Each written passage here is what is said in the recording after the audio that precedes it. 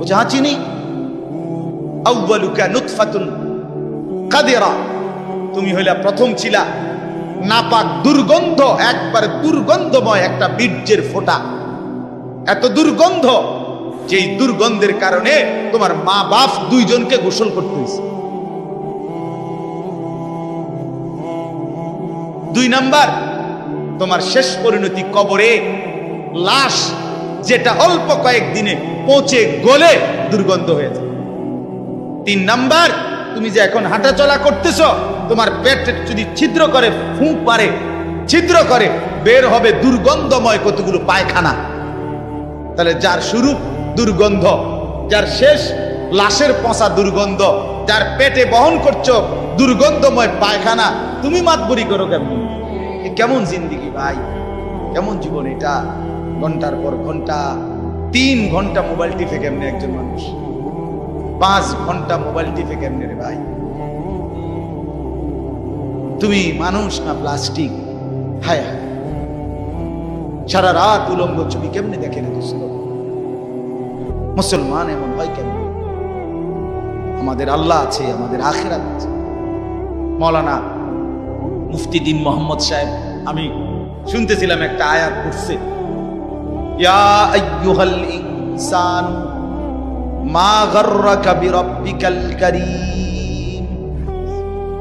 রব্বুল আলামিন বলেন, আল্লাহ তাআলা ডাক দিয়ে বলেন, হে মানুষ, আমার মতো দয়ালু মুনিব, আমার মতো মেহেরবান মাওলা, আসমান জমিন আর গোটা কায়নাত দিয়ে 24 ঘন্টা যে মুনিব, আমি আল্লাহ তোদেরকে লালন পালন করছি।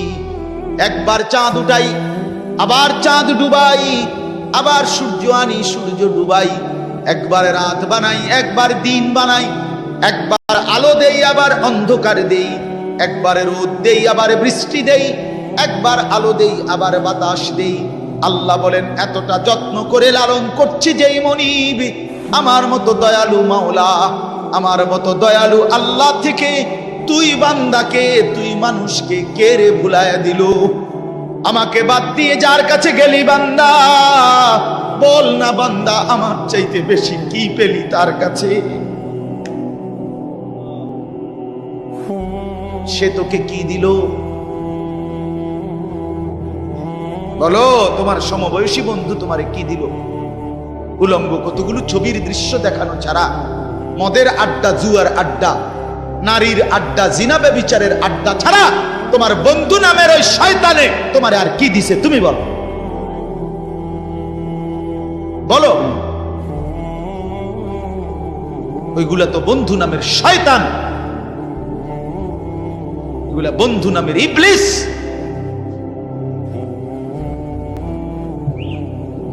আল্লাহ আমাদেরকে বুঝ দান। এজন্য বাপ, আমি কোরআনুল কারীমের একটা ছোট্ট আয়াত তেলাওয়াত করেছি, আর অল্প একটু সময়, আমার মূল কথা বলা হয়ে গেছে। আমি পবিত্র সন্তান, পবিত্র মুসলমান, পবিত্র যুবক দেখতে চাই তুমি সুন্দরভাবে সাজো। তোমার আমি বলি নাই জামা সিরা, প্যান্ট সিরা, তোমারে আমি বলি নাই তোমার নাকে ময়লা, চোখে ময়লা, দাঁত মাজো না, এরকম হতে আমরা বলছি কোনোদিন? ইসলাম মানে কি এই কথা? না, সবচেয়ে সুন্দর যেটা, সেটার নাম ইসলাম। সবচেয়ে পবিত্র, সবচেয়ে পবিত্র, সেরা সুন্দর ইসলাম। রাসূলুল্লাহ সাল্লাল্লাহু আলাইহি ওয়াসাল্লামকে আল্লাহ বলছে লাআলা খুলুকিন আযীম। আপনার চলাফেরা, কথাবার্তা, আপনার আচরণ, উচ্চারণ সবকিছু সর্বশ্রেষ্ঠ, সর্বশ্রেষ্ঠ।